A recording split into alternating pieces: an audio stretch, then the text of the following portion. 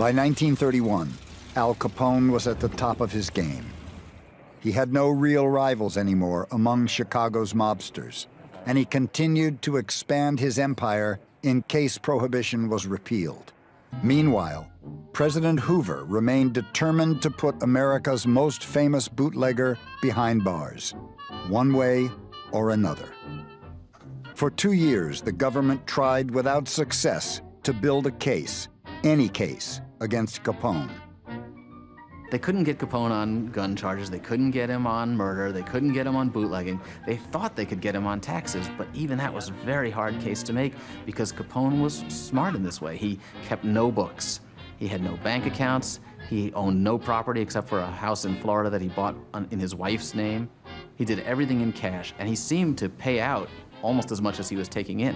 It made it almost impossible for anybody to prove that he had income. The first time he sat down with the IRS and tried to settle, he admitted that he hadn't paid his taxes all these years. He said, I really didn't make a lot. I don't have a lot of money to claim. I've been just delivering beer, supplying beer. I'm a public servant, he said. I'm just doing it for the good of the people. On June 5th, 1931, the United States finally accumulated enough evidence to indict Al Capone on 22 counts of income tax evasion. Capone's trial was the story of the year. Reporters from all over the world were coming in for it. Actors from Hollywood were coming in because they wanted to play parts based on Capone. They wanted to see how he presented himself.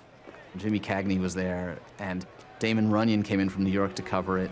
The celebrity journalists were all coming in for this and partying with Capone at night before the trial. Capone had managed to beat every rap before, so I think he thought there was no reason this would be any different. Capone's optimism was understandable. His men had bribed or threatened most of the people in the jury pool. But at the last moment, the judge got wind of it and brought in a whole new group of potential jurors. On October 24th, 1931, after a 10-day trial, Al Capone was sentenced to the stiffest penalty ever given to a tax evader, 11 years in federal prison. The king of the gangsters is about to be taken for a ride by your Uncle Sammy. It's moving day for Scarface Al Capone.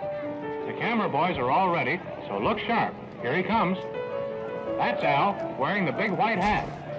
Seems to be in a hurry, but where he's going, he'll have time and nothing but. And none of the good citizens of Chicago is exactly weeping about it. It was my own fault, Capone said. Publicity. That's what got me. As the saying goes, pride comes before the fall.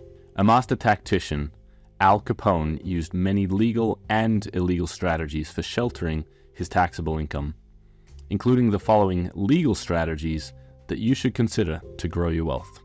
First, business entity selection for controlling income and structuring deductions. Second, reinvest the profits in businesses and real estate to accelerate deductions against taxable income. Third, hire professionals to manage your finances and keep good records. Fourth, own nothing and control everything. Fifth, avoid IRS Audit Red Flags. Ultimately, they resorted to catching him on income tax because of his other high-profile crimes. But he did fly under the radar for many years with the IRS. Beyond those strategies, here are some things I want you to take away. Don't be made an example by the IRS.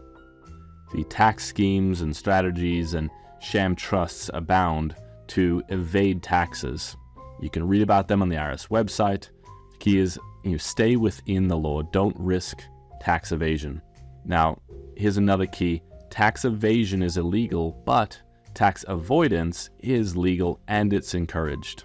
Even though Al Capone's a high-profile case, I don't want you to let the fear of the IRS and of an audit keep you from legal tax planning. You need to get creative and flexible within the law to reduce your tax liability. And this is where hiring good tax advisors and accountants to structure your businesses and maintain your records is critical.